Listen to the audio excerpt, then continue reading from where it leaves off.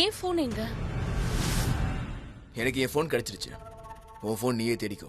உந்த தேடிக்கோனா என்ன அர்த்தம்? இது கூட ஏன் போன் கிடைக்கலனா நீயும் இங்க இருந்து போக கூடாது. என் போன் ஆல்ரெடி லேட் ஆகுது. Give my phone. எனக்கு ரொம்ப லேட் ஆகுது.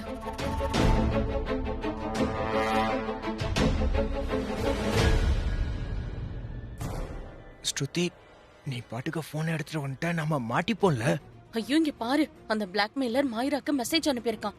அவன் மாஹிராவை 4:15 4:15 மணிக்கு அவள ஏதோ ரயில்வே ஸ்டேஷனுக்கு பக்கத்துல இருக்க ஃபேக்டரி கூப்பிட்டிருக்கான்.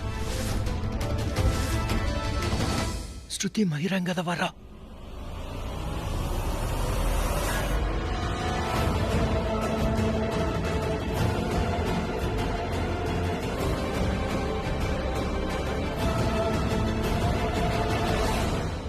மயிரா, பேய பாத்தியா என்ன? ஏன் அப்படி பாக்குற? அது இங்க கிடைச்சிருச்சு. என் போனை கொடு.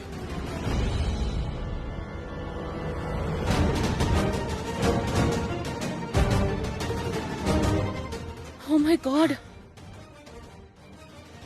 நீ பாஸ்வேர்டை பிரேக் பண்ணிட்டியா? பாஸ்வேர்டை பிரேக் பண்றதுல எனக்கு ஈஸியான வேலை. ஆனா என்ன ப்ராப்ளம்னா, அந்த மாஹிராக்கு நான் மெசேஜ் படிச்சது கண்டிப்பா தெரிஞ்சு போயிருக்கும். எப்படி? ஏன்னா நான் அந்த மெசேஜ் படிச்சுட்டு அதுல இருந்து வெளியே வரவே இல்ல. நான் அவளுடைய அப்ளிகேஷனை ஆக்சஸ் பண்ணனு கண்டுபிடிச்சிடுவா. எனிவே அது எல்லாத்தையும் விட மாஹிரா ஃபாலோ பண்ணலாம். இன்னைக்கு அவளை கையும் காலமா பிடிக்கலாம். With killer.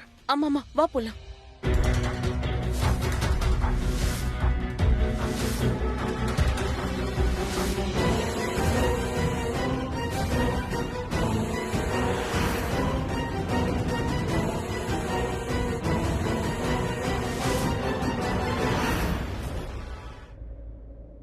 இங்க பாருங்க, நீங்க கவலைப்படாதீங்க. உங்களது எவ்வளவு பெரிய குடும்பம், புருஷா இருக்காரு, எல்லாரும் உங்க மேல நிறைய அன்பு வச்சிருக்காங்க. யாரோ ஒருத்தர் உங்களை இங்க இருந்து வெளியே கூட்டிட்டு போயிருவாங்க. நான் ஒரு சாதாரண கான்ஸ்டபிள். எனக்கு அவ்வளோ பவர்ஸ் இல்ல. இருந்திருந்தா என்ன நம்புங்க, நான் எப்பவும் உங்களை இங்க இருந்து அனுப்பிச்சு வச்சிருப்பேன். ஆனா என் மனசு சொல்லுது, நீங்க யாரையும் கொல்லல. ஆக்சுவலா உங்க புருஷன் ரொம்ப சோகமா இருந்தாரு. இல்ல, அது சோகமா தானே இருப்பாரு. நீங்க எதுவுமே செய்யல. இருந்தாலும் நீங்க பாட்டுக்கு இப்படி லாக்அப்ல அடைஞ்சு கிடக்குறீங்க. கரண் ரொம்ப சோகமா இருந்தானா? அதுக்கெல்லாம் காரணம் நான் தான். சுசிலா, ஐயோ ஒரு நிமிஷம், இத வந்துடுறேன். கரணோட வாழ்க்கை ஏன் இப்படி எல்லாம் மாறிடுச்சு? அவன் எவ்வளவு ஹாப்பியான பர்சனா இருந்தான். ஆனா நான் அவனோட வாழ்க்கையில வந்ததுக்கு அப்புறம் துக்கம் கஷ்டத்தை தவிர அவனுக்கு வேற எதுவுமே கிடைக்கல. இப்ப இந்த காத்து கூட கரண் என் கூட தான் இருக்கான்னு எனக்கு உணர்த்துது. கரண், நீ இங்க இல்லனாலும் நீ இங்கதான் எங்கேயோ இருக்கிற மாதிரி எனக்கு இருக்கு.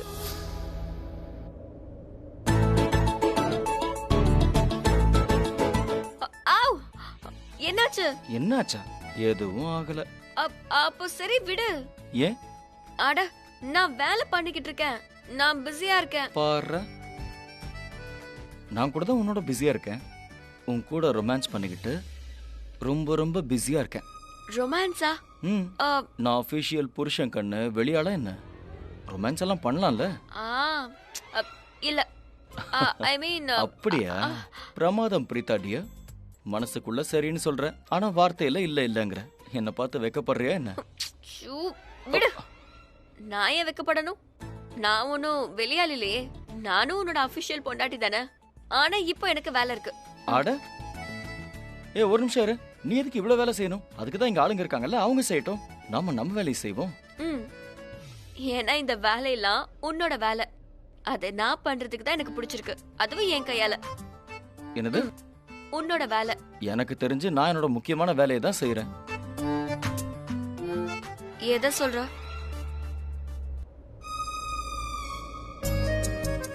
காதலிக்கிறேன். நீ என்ன காதலிக்கலாம்ல? அட விடு. அப்படியா? என்ன பார்த்து வெக்கம் வருதா உனக்கு? இங்க பாருங்க பிரீதாடியா, உன் சர்நேம் வேணும்னா சேஞ்ச் ஆயிருக்கலாம். ஆனா நம்ம கல்யாணத்துக்கு முன்னாடி நான் காதல்னு பேச்சு எடுக்கும் போதெல்லாம் உன் முகம் மாறுறத பார்க்கணும். அதெல்லாம் நான் இப்பவும் மறக்கல. இப்பவும் அதே மாதிரி ரியாக்ஷன் கொஞ்சம் ஓவர் தான். இல்ல, அந்த மாதிரிலாம் எதுவுமே. வேற எந்த மாதிரி? மனசுக்குள்ள எஸ் எஸ்ன்னு சொல்ல வேண்டியது, வார்த்தையில நோன்னு போய் சொல்ல வேண்டியது. இல்ல, நான் ஒன்னும் பொய் சொல்லல. நீ சொல்றது பொய் தான். ஏன்னா என் கிட்ட வரும்போதெல்லாம் உன்னோட இதய துடிப்பு ரொம்ப அதிகமாகுது. அது என்கிட்ட எல்லாத்தையும் சொல்லிடும்.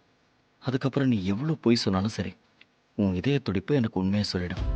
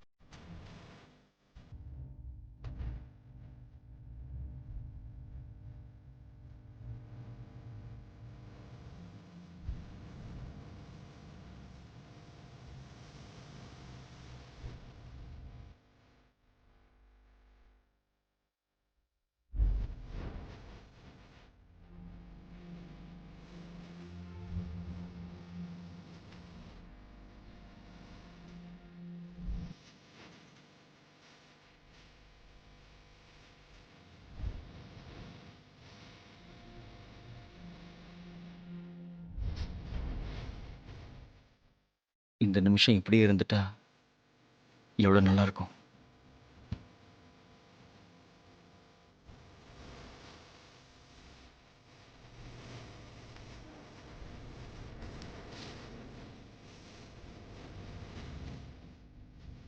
ஒரு வேலை இந்த நிமிஷம் எல்லாம் இப்படியே நின்னுடுச்சுன்னா இந்த வேலையெல்லாம் யார் செய்வாங்க? இப்போ இது வேலை பார்க்குற டைம், ரொமான்ஸ் டைம் கிடையாது. ஆ உன்னோட டைம் டேபிளில் காதலுக்குன்னு ஒரு பீரியடே இல்லை. ரொம்ப ஓவராக சீன் போடுற. அப்புறம் ரொமான்ஸ் பண்ண வேற யாரையாவது தேடிப்பேன். அப்படியா? ஆ, யார? அதே உங்ககிட்ட சொல்லணும். அதெல்லாம் இருக்காங்க. என்னோட பழைய கேர்ள் ஃப்ரெண்டு, உன்னோட பாட்டி, அவங்கள இங்கே வர வச்சிருவேன். 2 பேரும் சேர்ந்து காஃப் சிரப் குடிச்சிக்கிட்டே ரொமான்டிக்காக பேசுவோம். அப்ப கூப்பிட்டுட்டு வா. எனக்கு சந்தோஷம்தான். சந்தோஷமா உனக்கு? ஓகே, அப்போ நான் மலிஷ்கா சோஃபியாவையும் வர சொல்லிடுறேன் ரொமான்ஸ் பண்றதுக்கு. அது சரி, உன்னை ஏய், கொன்னுடுவேன். ஏய், தாராளமா வந்து கொல்லு. கரண், நீ என் கூட இருக்கும் போதெல்லாம் என் முகத்துல ஒரு சிரிப்பு இருந்துகிட்டே இருக்கும். அது மட்டும் இல்லாம நீ என்னை விட்டு தூரமா போனா உன்னோட நினைப்பு என் முகத்துல சிரிப்பை கொண்டு வரும். நீ என் வாழ்க்கையில ரொம்பவே அழகான ஒரு விஷயம். உன்னை கல்யாணம் பண்ணிப்பன்னு நான் நினைச்சு கூட பார்க்கல. ஆனா இப்போ எனக்கு இதெல்லாம் தற்செயலா நடந்த மாதிரி எனக்கு தெரியல. நீயும் நானும் ஒண்ணு சேர்றதுதான் கடவுள் அவர் கையால எழுதின எழுத்து. என்னோட வாழ்க்கையில நீ அந்த கடவுளோட ஆசீர்வாதம். அதனால சீக்கிரமா உண்மையான குற்றவாளி யாருன்னு தெரியணும். அதுக்கப்புறம் நான் இங்க இருந்து உன்கிட்ட வந்துடணும் கரண். அப்புறம் ப்ராமிஸ், இந்த முறை என்னோட டைம் டேபிள்ல ரொமான்ஸ்க்கான பீரியடும் இருக்கும்.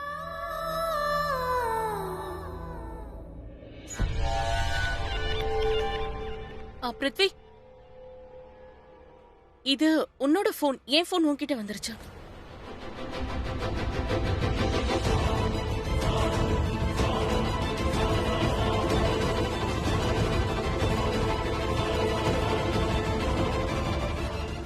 என் ஃபோன் உன்கிட்ட இருந்ததா? நான் புது போன் வாங்கணும்னு நினைக்கிறேன். இந்த மாதிரி எக்ஸ்சேஞ்ச் ஆயிட்டே இருந்தா நீ உனக்கு சாதகமா பயன்படுத்திப்ப. உனக்கு என்ன பார்த்தா அப்படியே தெரியுது? எனக்கு டைம் ஆயிடுச்சு. Have a rubbish day.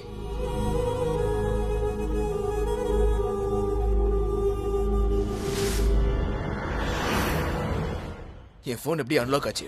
இதோடைய பாஸ்வேர்டு எனக்கு மட்டும்தான் தெரியும். எப்படி அன்லாக் ஆச்சு? என் ஃபோன் மாஹிரா கிட்ட இருந்தது. மாஹிரா எதுக்கு? அவளுக்கு லாபம் கிடைக்கிற மாதிரி என் ஃபோன்ல அவளுக்கு அப்படி என்ன கிடைச்சிருக்கும்? இவ்வளவு அவசரமா எங்க போறா? பரவாயில்ல, இந்த மலாய் குல்ஃபியை நான் அப்புறமா பாத்துக்கிறேன். இப்ப நான் ஒரு இடத்துக்கு போய் ஆகணும்.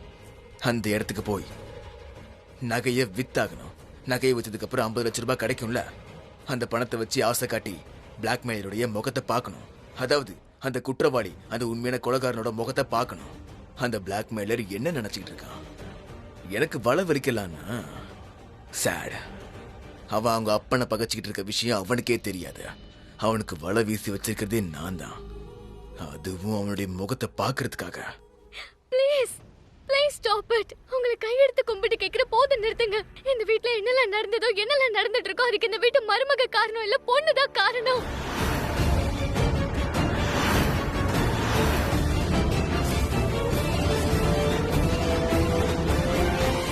நான் தான் காரணம். என்னாலதான் இப்படி நடக்குது. இப்ப நீ என்ன சொன்ன?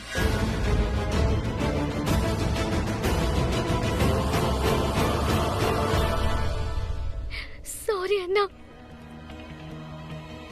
ஏய், இப்ப நீ என்ன சொன்ன? பைத்தியம் ஆயிட்டியா நீ? என்ன சொல்ற? உன் மேல தப்பு இல்ல கிருத்திகா. மொத்த தப்பும் அந்த பிரீதா மேலதான் இருக்கா. வாட்? சரளா ஆண்டி, ப்ளீஸ் என்ன மன்னிச்சிருங்க. இன்னைக்கு அண்ணி ஜெயில இருக்காங்க. அதோட அண்ணியோட இந்த நிலைமைக்கு நான் தான் காரணம். அண்ணி என்ன வேணாலும் செஞ்சிருக்கட்டும். அதுக்கு நீங்க என்ன பேர் சொன்னாலும் சரி. அவங்க சந்தோஷத்தோட கழுத்தை நெரிச்சுக்கிட்டு இந்த வீட்டு சந்தோஷத்தை காப்பாத்துனாங்க.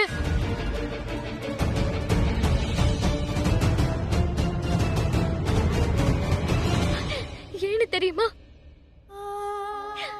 ஏன்னா அம்மா, அவங்க நம்ம எல்லாரையும் நேசிக்கிறாங்க. கரணனாவை மட்டும் நேசிக்கல, அத்தைய மாமாவா அப்புறம் எல்லாரையும் நேசிக்கிறாங்க. அதனாலதான் மொத்த கெட்ட பேரையும் அவங்க ஏத்துக்கிட்டு ஜெயிலுக்கு போயிட்டாங்க. அதனால இந்த கல்யாணத்துல கரணனாவோட ரொம்ப சண்டை நடந்தது. அண்ணி எல்லா அவமானத்தையும் தாங்கினாங்க. ஏன்னா அவங்களுக்கு என்ன ரொம்ப பிடிக்குமா, என் மேல ரொம்ப கேர் எடுத்துக்கிறாங்க. அவங்க ஃபியூச்சரை ஸ்பாயில் பண்ணிக்கிட்டாங்க. இந்த வீட்ல இருக்கிற உறவை ஸ்பாயில் பண்ணிக்கிட்டாங்க. எவ்வளவு ப்ராப்ளம்ஸ். அவங்க அனுபவிச்ச அவமானத்தை ஏன் அனுபவிச்சாங்க?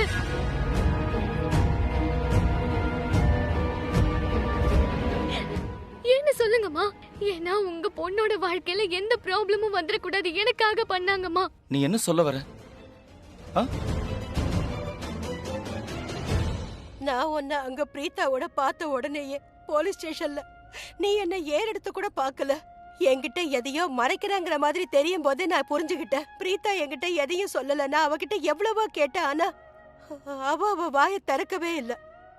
அவ என்கிட்ட எதையுமே சொல்லல. ஆனா நீயாவது உண்மைய சொல்லிடுமா? நான் உங்ககிட்ட எல்லாத்தையுமே சொல்றேன். ஆனா சொல்றதுக்கு முன்னாடி உங்ககிட்ட ஒண்ணு சொல்லணும்னு நினைக்கிறேன். அண்ணி என்னெல்லாம் பண்ணாங்களோ, என்ன செஞ்சாங்களோ அது நமக்காக தான். ஐயோ, நீங்க யாரும் அண்ணியை நம்பினதோ இல்ல, அவங்க கிட்ட நல்லபடியா பேசினதோ இல்ல. ஏதோ கரணனா நீங்கள் அவங்க மேல கோவமா தான் இருந்தீங்க. அண்ணி கிட்ட பேசவே இல்ல. நான் கோவப்பட்டா அதுக்கு அர்த்தம் அவன் மேல அன்பு இல்லன்னு இல்ல.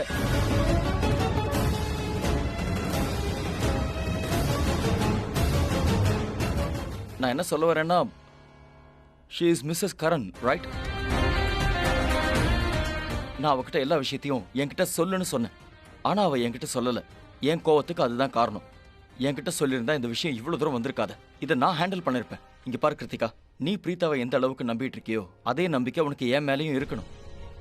நான் உனக்கு எதுவும் ஆக விட மாட்டேன். நீ என்னோட தங்கச்சி. நான் யாருக்கும் எதுவும் ஆக விட மாட்டேன். நீ இப்ப சொன்னியே பிரீத்தா எனக்காக எல்லாத்தையும் செஞ்சாங்கன்னு. ஆனா இப்ப என்னாச்சு? அம்மா, நீங்க என்ன சொன்னீங்க? அக்ஷய் நான் உயிர்க்குயிர காதலிக்கிறேன், அது என்னோட முதல் காதல். இப்படி சொன்னது உண்மைதான். ஆனா இன்னொரு உண்மையும் இருக்கு. அக்ஷய் மாதிரி ஒரு கேவலமான ஆளை என் லைஃப்ல இது வரைக்கும் நான் பார்த்ததே இல்லைன்னா. எவ்வளவு கேவலமான ஆள் தெரியுமா? இது ஏங்கிறது நான் உங்ககிட்ட சொன்னா உங்களால பிலீவ் கூட பண்ண முடியாது. பிரீதா நீ எப்பவுமே என்கிட்ட சொல்லிட்டே இருப்பாங்க, இங்க பாரு கிருத்திகா, அக்ஷய் நல்ல பையன் கிடையாது, நீ அவனை கல்யாணம் பண்ணிக்காத. ஆனா நான் அவங்க பேச்சு எதுவுமே கேட்கல. அதுவும் இல்லாம நான் அவங்க மேல கோபப்பட்டேன். ஏன்னா நான் எந்த பையனை நேசிக்கிறேனோ அண்ணி என் கல்யாணத்தை நிறுத்துறாங்கன்னு நினைச்சேன். அவங்க என்ன காப்பாத்த முயற்சி பண்றாங்கன்னு நான் நம்பவே இல்ல. இப்ப கொஞ்ச நாளைக்கு முன்னாடி தான் எனக்கு ரியலைஸ் ஆச்சு. அதோட இன்னொரு கிராட்டிடியூடும் இருக்கு. அவங்க அக்ஷயோட எனக்கு நடக்க இருக்க கல்யாணத்தை நிறுத்தி என் வாழ்க்கையை காப்பாத்துனாங்க. இல்லைன்னா நிஜமாவே என் வாழ்க்கை வீணா போயிருக்கும்மா. ஒண்ணு தெரியுமா, அக்ஷய்க்கு என்னைக்கு மர்டர் ஆச்சோ அதுக்கு முன்னாடி நாள் அவன் எனக்கு ஃபோன் பண்ணான். என்ன அவன் பிளாக்மெயில் பண்ணிட்டு இருந்தான்.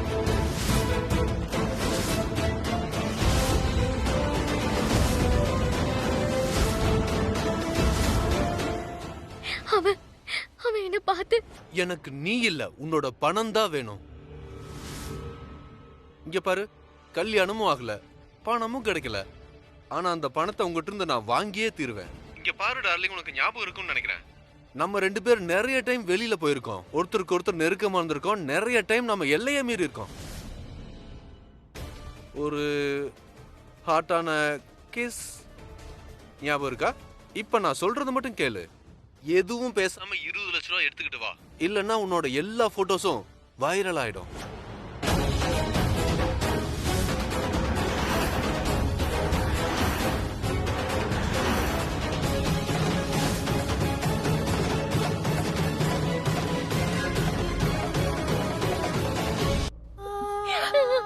கிருத்திகா, அழாதம்மா, எல்லாமே சரியாயிடும். உங்களுக்கு ஒண்ணு தெரியுமா, அதெல்லாம் நடந்து முடிஞ்ச பிறகு எனக்கு என்ன பண்றதுன்னு ஒண்ணுமே புரியல.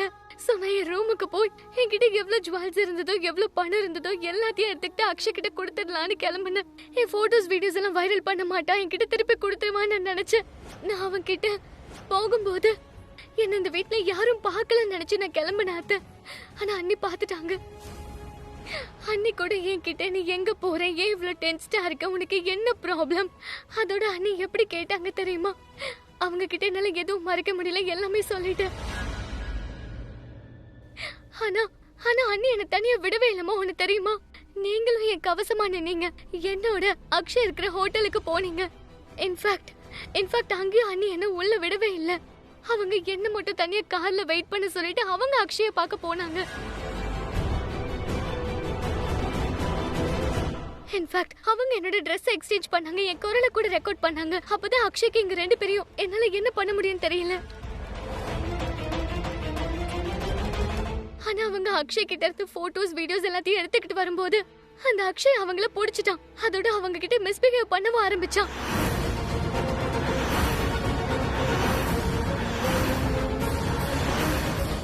அவனை பொறுத்த வரைக்கும் அது நான் தான் அண்ணி இல்ல.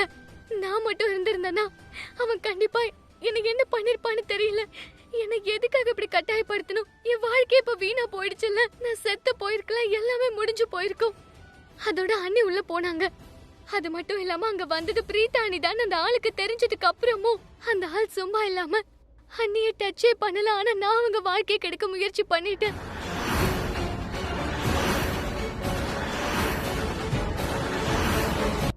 அந்த அக்ஷய் உண்மையாவே ரொம்ப கேவலமான ஆளுன்னா. அக்ஷய் அண்ணி கிட்ட தப்பா நடந்துக்கும் போது கூட அண்ணி அவங்க கைக்கு என்ன கிடைச்சதோ அதை வச்சுதான் அவனை அட்டாக் பண்ணாங்க. இப்ப பதில் சொல்லுங்க, எந்த ஒரு பொண்ணு இந்த சிச்சுவேஷன்ல இருந்தாலும் அவளோட அட்டாக்கரை அட்டாக் பண்ண மாட்டாளா? இது செல்ஃப் டிஃபென்ஸ் தானே. அவங்களை காப்பாத்திக்கிறதுக்காக அவங்க அப்படி பண்ணாங்க. அதோட அண்ணி அங்க இருந்து வந்துட்டாங்க. இப்ப அவங்க என்னெல்லாம் அனுபவிக்கிறாங்களோ அதுக்கெல்லாம் நான் தான் காரணம். அண்ணி எதுவும் செய்யல, எல்லாம் ஏன் தப்புதான். இந்த வீட்டுல என்னெல்லாம் நடந்ததோ அதுக்கு அண்ணி ஜெயில இருக்காங்க. அக்ஷயோட மர்டர், அதோட இந்த குடும்பத்தோட கெட்ட பேரு, இது எல்லாத்துக்குமே நான் தான் காரணம். நான் மட்டும் தான் காரணம், இந்த வீட்டு மருமக கிடையாது.